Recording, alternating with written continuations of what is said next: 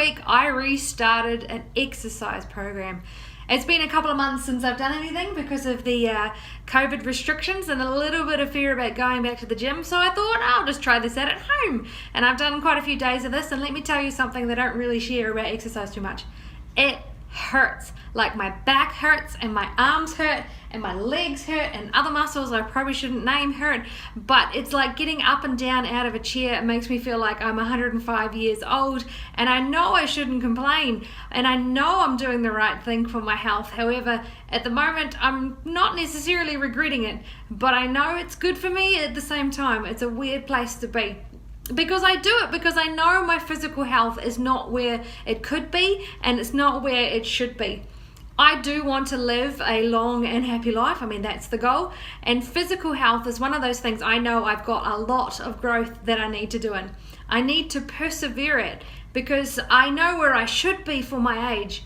And I'm fully aware that if it's something that I do develop, there'll be a truckload of benefits that'll come from it.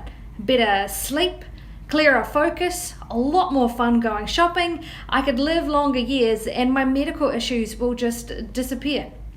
Well, for a while anyway. So, and some of those things really make, hopefully, the temporary pain that I'm feeling at the moment worth it. They make the discipline and sticking at it worth it. And so you may notice the parallels with what I talked about on Sunday if you were here, an idea that if you want to grow your spiritual life, there are things that we need to work at, to grow in.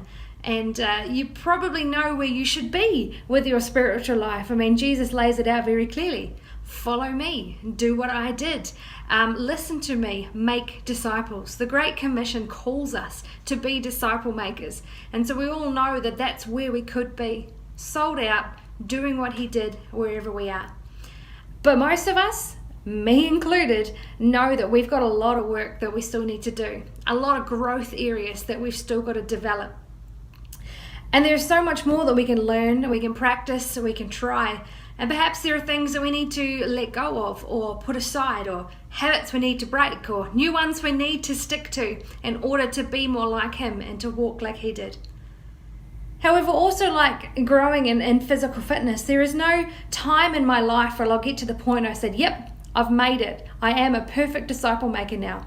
With your physical health, you can never get to a point and say, yep, I'm fit, I'm done, now I can have McDonald's for every meal of the day. It doesn't happen like that. You don't ever get as fit as you'll be and then just stop.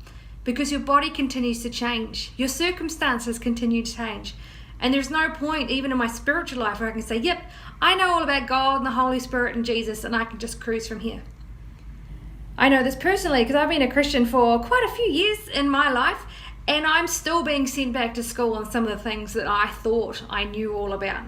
I'm still being brought to my knees in tears, apologizing for taking something for granted or stuffing something up, and I need to ask forgiveness for. I mean, we've been here in Australia for 18 months, and God is just showing me so much more about what loving others is, what sharing his story looks like in a different context, and he's guiding me to all these different things I still have to learn and grow into. One thing I know he's working on me right now is about humility and teachability, and that I don't have to have all of the answers. In most cases, I don't even need to know the answers at all, because it's okay not to know what to do. It's okay to not be okay and admit that we need help. And because too often I learn this the hard way, through pain, through mistakes.